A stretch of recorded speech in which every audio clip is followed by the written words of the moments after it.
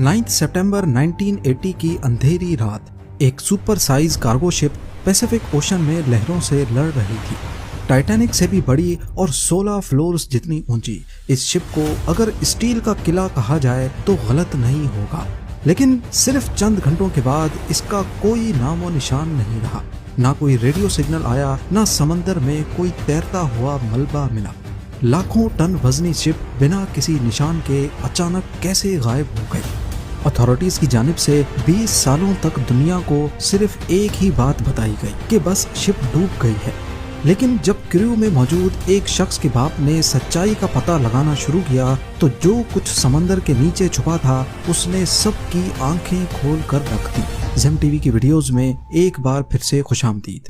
नाजरीन, 9 सितंबर 1980 की शाम पैसिफिक ओशन की गहरी लहरों को चीरता हुआ एक बेपनाह बड़ा कार्गो शिप MV डर्बिशर जापान की तरफ रवाना था। लेकिन उसी वक्त ईस्ट की तरफ से एक और मेहमान उसकी तरफ बढ़ रहा था, टाइफून ऑर्किड। एक तूफान जो हर घंटे के साथ और भी ज्यादा खतरनाक होता जा रहा था। MV डर्बिशर पिछले 8 हफ्तों से मुसलसल सफर कर रही थी। कनाडा की आयरन माइन से 1,50,000 टन लोहा उठाने के बाद अटलांटिक ओशन को पार किया, अफ्रीका के सदर्न किनारे से गुजरी और इंडियन ओशन की लहरों को छांटती हुई अब आखिरी मंजिल के करीब थी।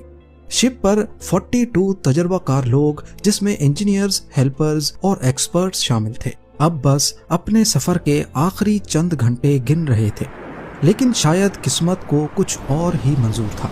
शिप के कैप्टन जाफरी अंडरहिल, जिनको 20 साल का एक्सपीरियंस था, वो इस मिशन के जिम्मेदार थे। उनकी बीवी भी इंग्लैंड से जापान आ चुकी थी, लेकिन उनका मिलना अब सिर्फ एक ख्वाब बनकर रह जाएगा। कई दिनों से कैप्टन अंडरहिल वेदर रिपोर्ट्स पर भरोसा कर रहे थे।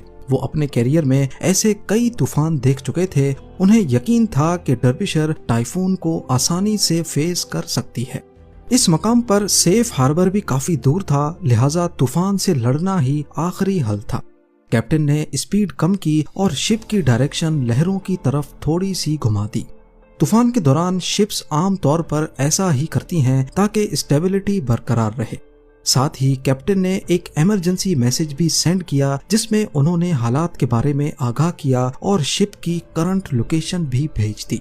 पर तूफान का गुस्सा बढ़ता जा रहा था। लहरें 10 मीटर से भी ऊंची हो चुकी थीं, कुछ तो डर्बिशर के बराबर की लंबाई तक जा चुकी थीं।